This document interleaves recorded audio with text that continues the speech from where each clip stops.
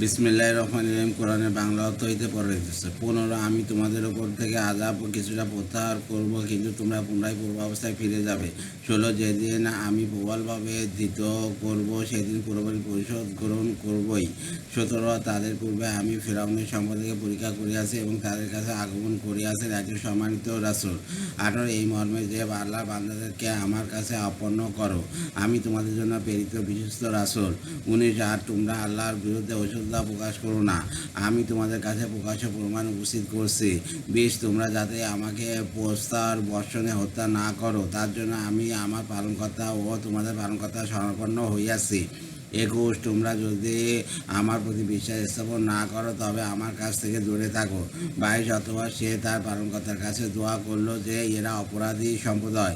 23 তাহলে তুমি আজ আমার বান্দাদেরকে নিয়ে রাত্রিবেলা বের হয়ে পড়ো, নিশ্চয়ই তোমাদের পথদমন করা হবে। 24 এবং সমুদ্রকে অচল থাকতে দাও, নিশ্চয়ই ওরা নির্মিত বাহিনী। 25 তারা ছেড়ে গিয়েছিল কত উদ্যান ও প্রস্রবণ। 26 কত শস্যক্ষেত ও সুরমা স্থান। 27 কত সুখের উপকরণ যাতে তারা খোঁজ গল্প করত। 28 এমনই হইয়াছিল এবং আমি ওইগুলোর মালিক করেছিলাম ভিন্ন সম্প্রদায়কে। 29 তাদের জন্য ক্রন্দন করেনি আকাশ ও পৃথিবী, এবং তারা অবকাশও পায়নি। দ্বিতীয় রূপ 30 আমি বনী ইসরায়েলকে অপমানজনক শাস্তি থেকে উদ্ধার করিয়াছি। 31 ফিরআউন সে ছিল সীমাহীন লঙ্কারীদের মধ্যে শীর্ষস্থানীয়।